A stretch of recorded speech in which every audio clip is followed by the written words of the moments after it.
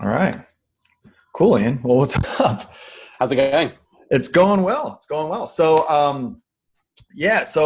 I guess we can just get right into the hot topic of the moment. Maybe the moment's past. I don't know. It goes so fast. I know, like the news cycle is like 20 seconds long. If you blink, you miss it on something else.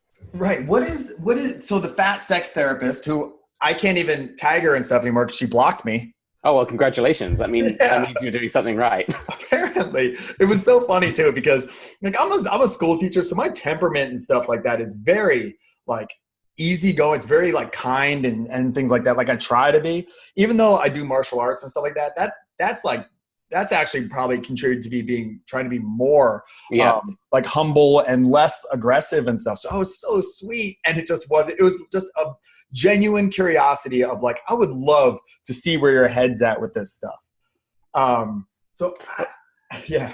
I think often that's the problem, though, is that you dig a little beneath the surface of some of these thoughts, and they don't want you to know what's there. So we'll just cut you off, which is unfortunate.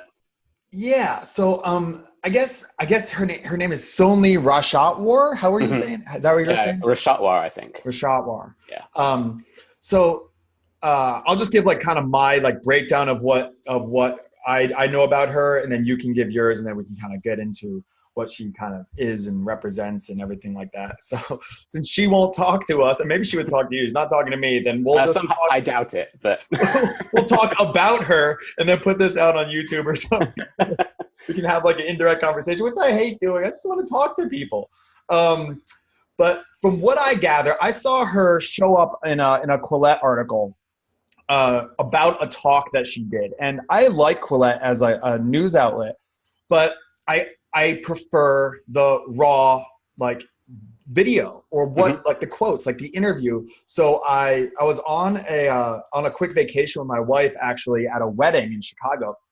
And it was like midnight, and I saw the article, and then I looked at the St. Olaf College website and looked her up, and then found it, and I stayed up till like 3 a.m. watching the whole thing. I was like, the next day I had the wedding, and I was like tired, drinking a ton of coffee. My wife was just looking at me like, "You idiot! Why?" Like she was like, "You're like basically cheating on me with this lady. Like, who is this person? What's going on?" And intellectual cheating. Yeah, I was so just glued to it, like it was a documentary, and it was fascinating and terrifying. And I also felt like I owed it to her, to a lot of people who have differing views of mine, to like not just read commentary on it, but to get it straight from the horse's mouth. Because people that I admire a lot, like Jordan Peterson, so many people that oppose Jordan Peterson have never actually consumed his work. Yeah, it's all commentary on him. And I was like, go read his book or go listen to 3 hours in a row of him talking, and then tell me what you think of him. So I wanted to extend that. Not just commentary as well. It's like commentary of commentary. So it gets to the point where it's like the phone game. Yeah, it is. Yeah. So essentially, just like what I got from like her message is, it's far like postmodernist ideas of her big thing is body image, and how body image is part of the tyrannical patriarchy and white supremacy, and essentially that you should be okay with your body, and no matter what, you should, health is a social construct, and it just gets into like all this little nuance. But I guess I'm trying to think of like how to put the big picture down. I have next to it from her slides on it, I have this on my computer, I screenshotted it, of intersectionality is meaningless without, and it's underlined, radical fat liberation, anti-capitalism, reproductive justice, anti-imperialism, Black and Indigenous liberation, prison abolition, immigrant justice, border abolition, free Palestine, disability justice, and queer trans liberation. So that's, I guess, essentially what she's all about. And she was talking at a university as a guest lecturer. She's been talking at like med schools and stuff like that as this credentialed, respectable college professor. And yeah, I guess that's kind of my take on what I think that's a good sum up. Yeah, I think it's what I find interesting, just to look at it from a very high level, is that I feel like 10 years ago, a lot of things she was saying would have been parody. Like it would have been so obviously a comedy video. It's honestly like she went on a lot of the most far left news publications you could find, got a bunch of keywords, and then just spent 2 hours mashing these keywords together. Yeah. So I think she starts with something that's like pretty understandable. I think like body image stuff is very relevant for our time. I think there's, especially if you're a teacher, you can see often the impact of this, especially on young people. But for me, it went to the point where it's just making an excuse for an incredibly unhealthy lifestyle, and then trying to wrap that into the victimhood culture that is really used as an excuse for most societal problems. So I found it, I mean, I have a couple of the quotes written down here, which, if you don't mind, I'll just read out. So like the first one, I truly believe that a child cannot consent to being on a diet the same way a child cannot consent to having sex. I mean, it's like, what does this even mean? I mean, the reverse is true, right? The child cannot consent to being on a diet, but does that mean the child is consenting to having, thousands upon thousands upon thousand calorie diet a day? It just doesn't make sense that this is the kind of statement that's being taken seriously. Well, yeah, she said, I went on my first non-consensual diet at 8 years old. I went through it, and like right from there, clearly she doesn't have kids. Mm-hmm. It's 100% she doesn't have kids. Like I have a 2 and a 4 year old. Like, okay, you can't let them choose what to eat. Dang, you don't get to let them choose what to eat. Okay, I'm sorry. Oh no, but I agree completely. It's kind of, it feeds into this. I feel it's a fairly modern view of, I feel like consent being used as an umbrella term to really avoid responsibility as a parent. Ultimately, I mean, I'm not a parent, but I can just see when you're young, you have no real power over your decisions. You have no real knowledge behind those decisions. I mean, honestly, children are most of the time idiots. And so to give them responsibility over such important things like diet, I mean, when I was 4 or 5, if I had control of my own diet, I probably wouldn't have lived all that long. So it's just insane to be, effectively what she's doing is she's blaming her parents for her situation. I feel like everything, if you watch the video, she's morbidly obese, and it's a clear health issue. It's a free country. She's honestly free to live in any way she wants. I don't think people are ever right to criticize her for her weight or to demonize her for her weight. But at the same time, to frame that as a victim is quite scary when you're also talking to people in an educational situation where they might start to use the same attitudes towards other parts of their lives rather than taking responsibility for their inactions. Yeah. Yeah. So look, I guess I think about, like, one of the reasons I was so fascinated by her is, among a lot of people of the IDW, the intellectual dark web, I'm an admirer of, but probably Jordan Peterson would be like the head of the Voltron thing coming together. And I was really racking my brain at this wedding in Chicago. I was like, why was I so obsessed with her? And part of it is, I think she's like the bizarro Jordan Peterson. She's the complete opposite in every single way. Just like, I mean, everything from the way that she looks to the way that she thinks to the way that she, advises people to be, like everything is so different. So I went to, okay, let's say that what she's saying is good. Okay, well, how do we play this out? Let's go all in. Let's have every person in the world do what she's telling them to do, what she's advocating them to do, and see how that progresses the human race. And then take someone like Jordan Peterson and go with what his advice is, which is his big thing is taking on responsibility for yourself and then others. Take on bear as much responsibility as you possibly can for yourself and society. So if everyone just took it upon themselves when they see a homeless person to go, that's on me, I got to do that. And you take on responsibility for yourself, so no one has to take care of you, and yet you take care of everyone, has that mentality. And hers was, do whatever feels good. So she said, people look down on you if you just want to sit at home and watch Netflix all day and eat whatever food you want. So what if everyone, like, Netflix would not exist, obviously. There would be where are the computer engineers? So how long would it take if everyone followed Sonalee Rashatwar's advice? If everyone in America, let's say, follow this advice to a T and just do whatever they feel like doing, eating whatever they feel like eating, acting the way they feel like acting, essentially. How long would it take for just everything to collapse. I mean, I think if we took it to the extreme, it would be almost instantaneous. Yeah. I mean, just her access to food would diminish to nothing, because you would have agriculture would collapse, and then you would have basically every industry that's supporting her access to cheap food collapse. I mean, quite often she talked about anti-capitalism, when really capitalism is what has given people access to such an abundance of food compared to previous generations in this country and parts of the world. They couldn't even dream of the kind of access we have. It's just, I think it's almost comical how quick everything would fall apart. You know what, Ian? Maybe it is. Maybe she's a troll, and we are just buying into this. I really hope so. Now we're getting into this. Now you and I are recording this conversation. We were both like, hey, we should have a conversation for a podcast or something. And we're like, yeah, let's do it. What should it be on? And we were both like, this college professor. And now we're like, why do we have to? We're both fairly intelligent guys. Why are we actually giving any kind of like rationale to why what she's saying is absurd? Like, I mean, we're using logic to fight these arguments. Yeah.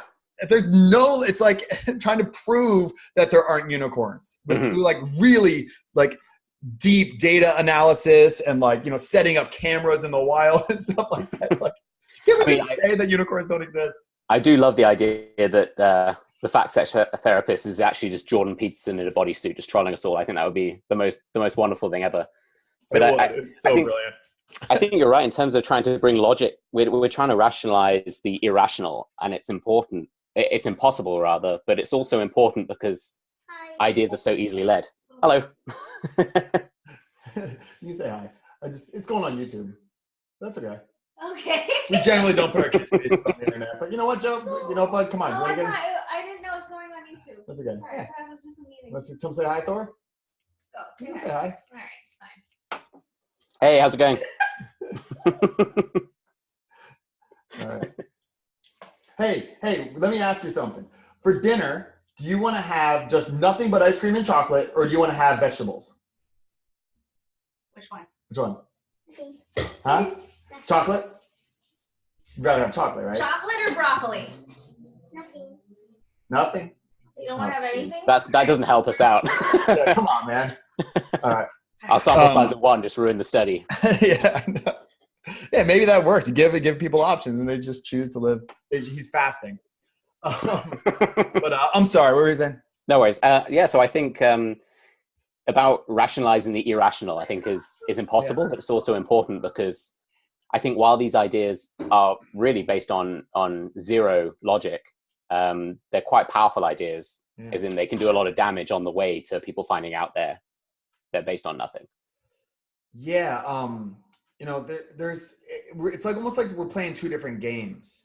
You know, like the logic, the you know, world history, all of this, like, you know, data and real like social science game versus the feeling game, the postmodernist game of, well, it feels this way, so it's true. Mm-hmm. You can't argue against that, and that's just it's real because I say it's real. It's a different game, and you know that gets to a point where and it's being, you know, it's possessing a lot of the universities and things like that, and we have to think about what is the best way to play that so that we can find some common ground. And I don't know if it is, you know, maybe she just needs a hug.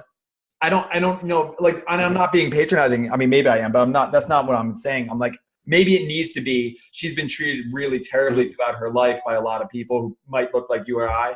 So for us to go up and just give her a hug and just say, like, you know, hey, you know, what you're promoting isn't going to help people. And I know you think it is, but you might be a little misguided. You know, tell me why. Honestly, like, I've done 17 podcasts now, and I, every person I've had on, I've had people I disagree with. I try to be kind. And if I would have had her on my show, I would have been really sweet to her. Like, there's no interest for me to like make her feel bad. Mm-hmm. I see through, I teach teenagers, I teach bullies and kids who are really, you know, who have bad ideas and do bad things in school all the time. I see through it. I mean, she is hurting as a person, in my opinion. I'm not a therapist. She is, but she's hurting. And for me to embarrass her or make her feel worse is not going to help anything. It's going to make her more angry and more. She's so furious at this system, at this society, at life. It's just going to make her more furious. So maybe that is the way to get to the people who are super, super woke. Those people that are just all feeling and all just really angry and just twist up in this ball of snakes of anger, is to try and be as kind as possible. And I wanted that opportunity and I wasn't given. Mm-hmm. Yeah, I think that's something, speaking from the perspective of someone who's a conservative, I think this is definitely something that conservatives can do a much better job at, is coming to the table and not moving to troll quite so quickly. I think there's a lot of people who are kind of ideological conservatives who I think take these things seriously, might criticize, but speak to someone like this with views like this with respect. And then there are some people who would just use it as almost comedic fodder. And I think that does not only damage to the person involved, but also damage to the debate, because then it's very easy to dismiss conservatives, especially as people who are uncaring, unthoughtful. And it kind of plays into this cycle, which I think is bad. I think going back to what you were saying about whether or not she just needs a hug, I think, like, as an English person, hugs aren't something exactly in my forte. You stick to handshakes, but I think a lot of, obviously not, we can't speak about her as an individual, but I think a lot of these things, you're right, are born from either a deeper suffering, or they're based on very kind of hurtful experiences where you have to justify. I think everyone wants to justify their own existence to some extent. Right. And I think our society, especially with things like weight and appearance, have a lot of issues that, shown through bullying and things like that. So I think we need to see a situation like this is one of the extreme reactions to that kind of society. I don't think it's indicative of that society, but it's undeniably an outcome of that society. Yeah, I agree. I think we have to get that balance between, what Jonathan Haidt says about like toughening up people, and human beings are anti-fragile. So we don't want to be too careful to wrap someone like her in bubble wrap and say, oh, it's okay. I'm here. Like, we have to toughen her up a little bit. Like, my son was just in here, and like, I have to walk that balance of supporting his emotional needs with also saying, like, come on, buddy, you got to get up. You got to go, even if it hurts, So it's a hard line, and we've almost gone too far in the direction of coddling of the American Mind, that great book.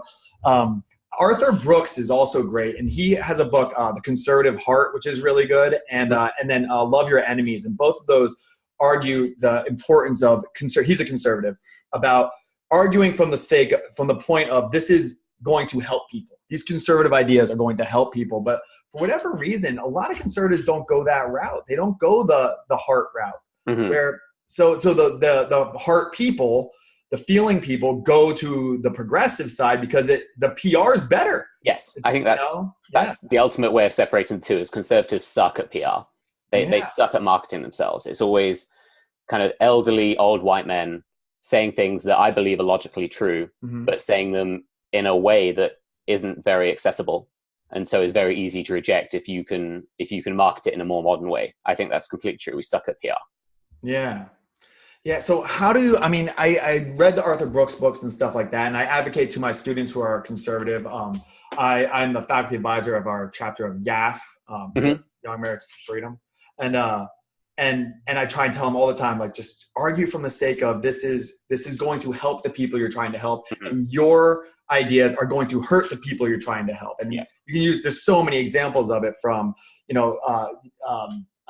like minimum wage or rent control, or all these things about how it actually hurts the people you're intending to help. There's a lot of things like that. Yeah, I think it's also an issue of, I think conservatives tend to think in the long term, and I think a lot of the progressive, I wouldn't say agenda, but a lot of the progressive propaganda is very short term, and we are very much driven to pick what is good now over what is good tomorrow. Right. Something that like lasting is more of a conservative idea. Yeah. So I think, for example, like minimum wage, like, yes, a $10 or $15 or whatever minimum wage will be immediately good, because tomorrow you will be paid more. But let's think about it in a week, a month, a year, once the industry self-regulates and you end up having people fired en masse once automation comes in, those kind of things. But that doesn't sound great, because the tomorrow is still good. And I think we're in a very, very short-term society where it's a very throwaway culture, very disposable culture. Yeah. And Sonalee Rashatwar is a perfect example of that. Because like food, I love food. Everyone loves food. Everyone loves sweet food and succulent food and fried food. But food is a very,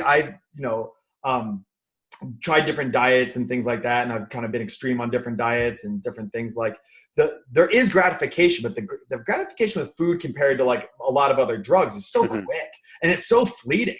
Like I didn't eat sugar for like almost a year. And then I had some chocolate covered Oreos and I went through this whole like this thing of like dipping them in milk and blah, blah, blah.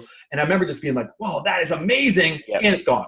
Yeah. It's like, oh my God. Like you do a drug or something, you take a pill or you smoke something. It's like, oh, this is amazing for a while. Okay. But like food is just there and gone. So you guys got to do more. You got to do more. So it seems like she is the embodiment essentially of this instant gratification. If you don't feel like getting out of bed, don't get out of bed. You feel like eating, just eat whatever it is. Compared to maybe a more conservative idea, like you said, is something long-term or lasting. Have you seen the movie Crazy Rich Asians? I have. Okay, so my wife is Filipino and she's like in that Asian culture. She had to explain stuff to me, just being like a run-of-the-mill white guy. She was talking about how, you know, she's like, you don't see the dad in the movie at all, and how they do these harsh things. Like she gave up her son to be raised by the grandmother because all of it is aiming at something lasting. It's not about it's not about showing up to your kids, you know, baseball game. Like that, the way I was raised was very much like we show up to your baseball game or something like that. We show up. Where the way my wife was raised is like, we will make sure that your grandkids will have food. You know, like it's such a like a generational plan. Yeah, it's a generational thing. But my family had the generational. We've been here since like the 1700s. So my parents never had to think about food. So it became something more short term, like I'm going to show up to your graduation or something like that. Where my wife's family, you know, her dad missed things because he had to work and establish them in this country because she's an immigrant. And it was something that she explained in that movie of like, it's all about making something that's lasting. And some people have that already. I don't know about Sonalee Rashatwar's situation. I think she's Indian, I think. Yeah, I'm not sure. I don't know. Like, but I wonder how that plays in because typically a lot of immigrants don't have that like instant gratification mindset. I'm in Southern California and, you know, I know a lot of people who are Mexican, El Salvadorian and stuff like that. And they have the long lasting generational mindset of like, we're here to try and set things up so we can live a life and get to where essentially we're like a guy like me's at, you know, and takes a lot of sacrifice now. And I'm not going to show up to your game. I'm not going to come to your graduation. I'm going to miss this. I'm going to miss that. I'm not going to read you a story before bed every time. You know, it's hard. It's not an easy thing. I also, listening to the way she spoke, I got a great sense as well that it was very much about, everything was framed from a very almost selfish point of view. And I think that's also a difference. I wouldn't say it's a cultural difference, but I think it's a mindset difference of, there was no sense of self-sacrifice. It was very much her point of view was like, she should live the way she wants to live. But inherent to that is other people have to do certain things in order to support that. Which I think was very much dismissed, which I think is a bigger problem. That you are part of a bigger system. That doesn't mean that you shouldn't be allowed to do what you want to do, but you should also understand that your decisions have an impact on others. It's not just about yourself. Yeah. Are you a libertarian or libertarian leading? I would say I am on certain topics. Okay. Because on my Instagram, I have several libertarian people who follow and comment on things and I talk to, and there's a similarity there of like, do what's best for you, you know, and you know, a libertarian probably doesn't agree with her on a lot of things. There is an element there maybe that when you're mentioning that, it's like, yeah, it's true. And then I hear this overlap. I was just talking to a libertarian friend of mine that's like, I'm going to do me, and then not thinking about the externalities of like, if I just want to blast music really, really loud, you guys have to deal with it. Or, you know, like you have to sort it out amongst ourselves and no noise ordinances or anything. It feels something similar. I just never put that together before. Yeah, I mean, coming back to Rashatwar as a kind of the topic, I feel like, I'm sorry, I lost my thought. That's okay. Nah, no problem. Yeah, I don't know what, if she is an anomaly. I sent the interview. Well, now St. Olaf's took it down. So I reached out to them, to the university, and I said, hey, you know, can I get access to this video? Or I would love to know what's going on, and blah, blah, blah. One person there, and I don't recall his name. He starts with an H, has been great in trying to get me in touch with certain people and give me emails and stuff like that. But no one else is really returning my calls. And I don't know how much, like the university paid her apparently $5,000 to come and gave her an auditorium and things like that. But like, I don't know how much they're aware of what's being said. And like what she's saying is under the guise of being kind, but it's so dangerous. It's so dangerous. Well, it's under the guise of being kind, but also a lot of the things she said were pretty hateful. I mean, as a Jewish person, I tend to be pretty sensitive when people are talking about Nazis, and she was likening fitness instructors to Nazis. It's like, I think we're playing pretty fast and loose with the definition of Nazi now. Yes. We've been for a little bit. Yeah. Someone who is paid to help you get into shape is not a Nazi. That's not exactly what the Nazis were known for. Yeah, that's a real danger. The fact that they throw out the N-word, the new N-word, sorry, but Nazi like around like that because it's like the ultimate. It's the easy label, right? Because the Nazis are kind of the most well-known bad guys of our modern history. Right. But if you can label someone a Nazi, you shouldn't listen to Nazis. And it's also when we look at like the conflation between speech and violence. Yeah. You know, Nazis are bad. We should kill Nazis. You're a Nazi, therefore I get to hurt you. It's a really, really bad cycle. I think probably the reason St. Olaf took the video down is that they probably have a lot of speakers like this that they kind of throw money left, right, and center to.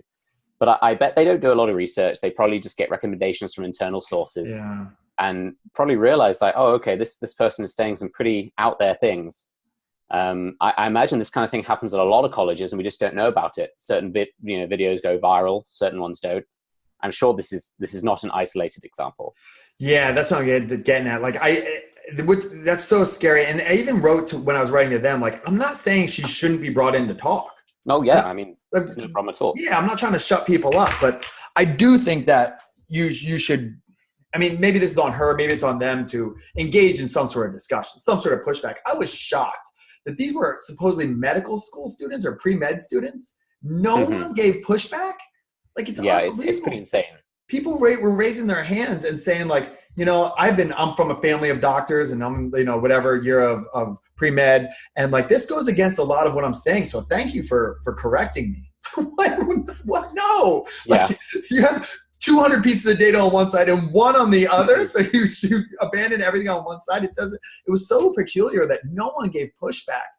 Well, I think a lot of that is that it's like confirmation bias, right? People are desperate to have their various views or worries about themselves confirmed or relieved. And so she's probably, I mean, just listening to the few clips I was able to get hold of after the video was taken down, she touched on so many different areas. There's so many people who would have heard like one thing that was relevant to them. And then through our kind of selfish way of looking at things, relayed it back to themselves. Yeah. And so I think she's probably very good at reaching those people. I think you're right though, in a group of medical students, it's pretty terrifying that someone can talk about fat phobia and like, no, morbid obesity is a bad thing. It is a scientifically proven bad thing. Health is a social construct, she said. It's the reason I have high blood pressure is because of the social stigma and being ridiculed, not because but like that's all been laid out. Like what happened? I mean, I don't know, but like what happens to the blood vessels when they're constricted and like all this, it's like there's just, and she can just say it and there's no challenge. Yeah. That gets to a really dark place eventually. And I think you're right. This isn't an isolated incident. This is becoming the norm. We need to allow pushback. A lot of that's something I do give credit to on the conservatives is like, as much as they are, maybe a little harsh with things, they're willing to have the debate. Someone like a Charlie Kirk or Ben Shapiro or something like they'll just have it out. And when you aren't willing to do that, then it shows that something's up. Well, I think it's just two things. I think one, there's a huge element of bullying when it comes to, I think, more progressive ideals more than anything else. I think there's a very subtle level of bullying where there's a freedom of speech in one direction, but any dissenting speech is sort of mischaracterized as violence. Right. And I also think then the second thing is the element of fear that comes with that of people like this seek kind of safe spaces because you won't be challenged in a safe space. There should be no such thing as a ideological safe space, because if you truly believe something, it should be able to resist some pushback. And I spend most of my time arguing with people, especially online. I'm often called a Nazi and a communist in the same day, which is pretty interesting.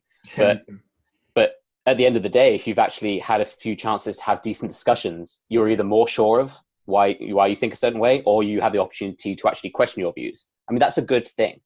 Yeah. And the fact that it's viewed as a negative is really terrifying. And students are being brought up with the idea that what you think or what you're taught is correct. It's question everything. I mean, there's literally no downside. It's really quite concerning.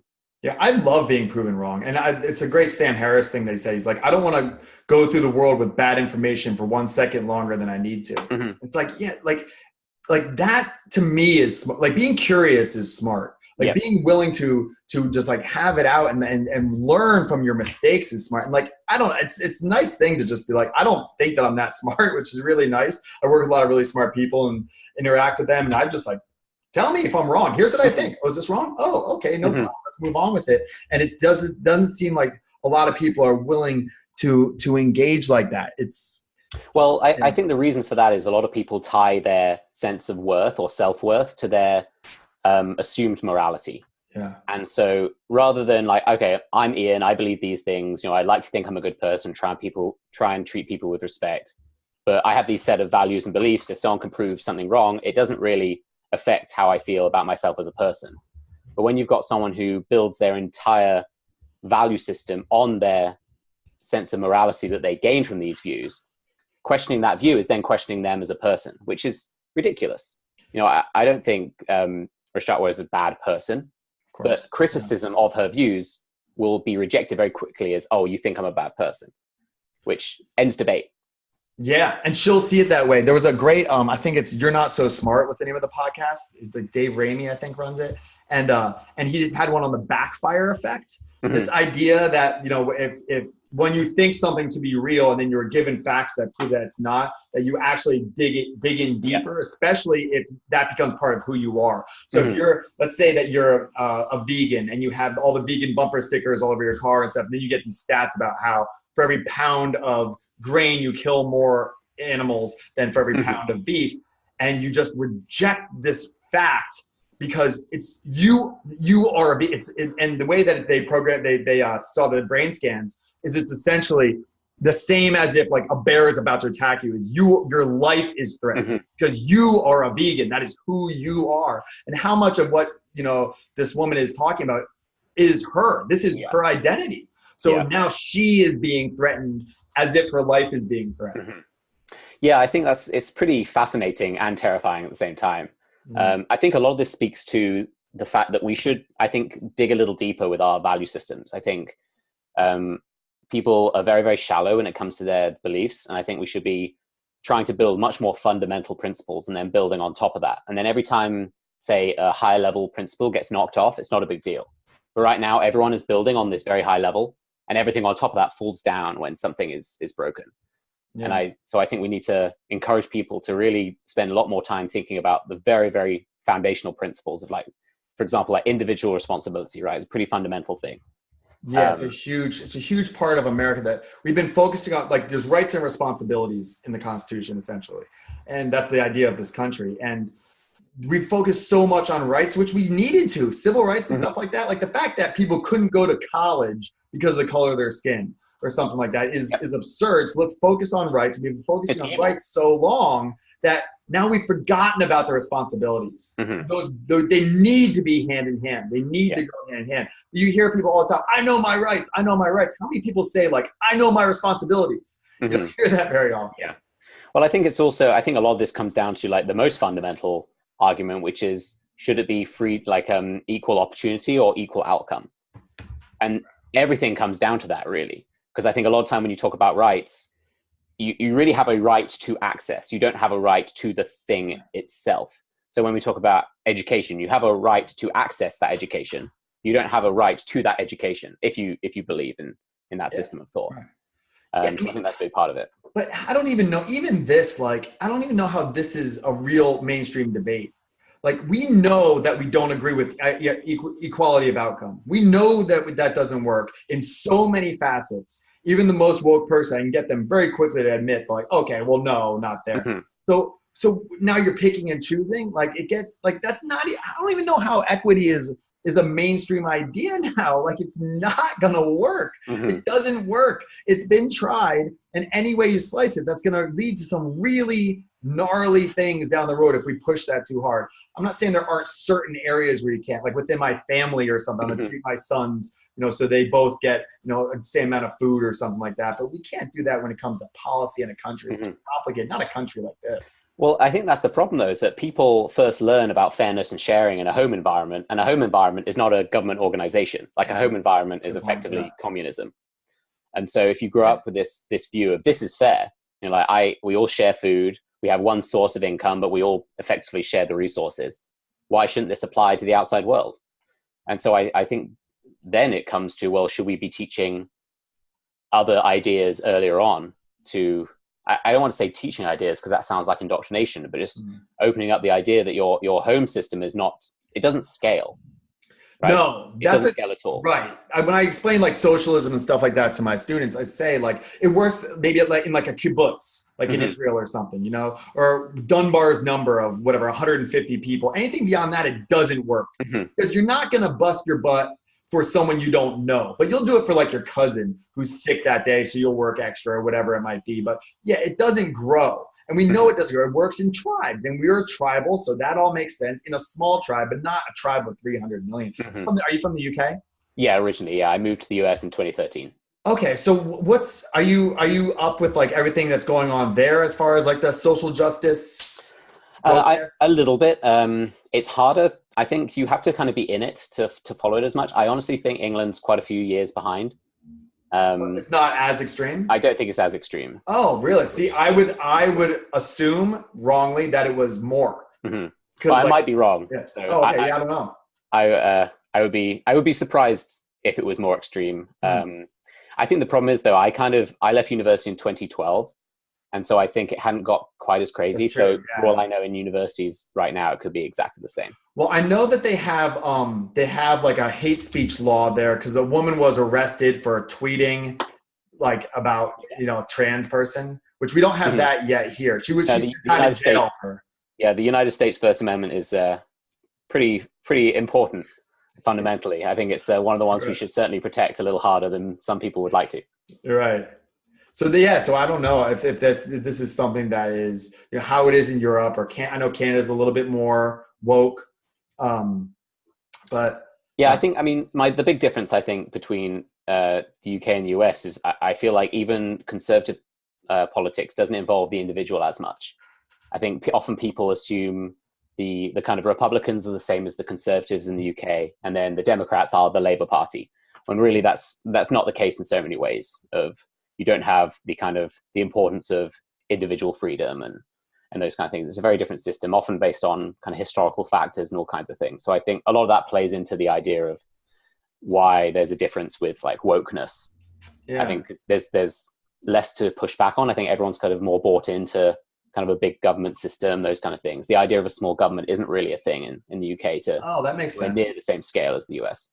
Oh, that makes sense. Yeah, I never thought about it like that. I'm not as familiar. That makes sense though, that we have this, like we were founded as rebels. Like we were founded on this idea of sovereignty and doing your thing, but coming together so that we can all do our thing, individually. So helping each other. That makes a lot of sense. That's not the history of it. Yeah.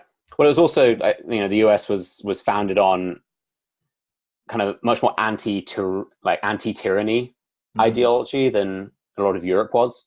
Yeah. Obviously, the UK still has a monarchy, for example, which the US got rid of rather ceremoniously. So there's a lot of interlinking issues like that. Yeah. Cool. I actually got to go. No worries. But Ian, thank you for doing this. Oh, no problem. It's great to chat. Yeah, we'll post this up and then maybe we can make this the first of many. Cool. Yeah, sounds great. It was good to meet you. Yep.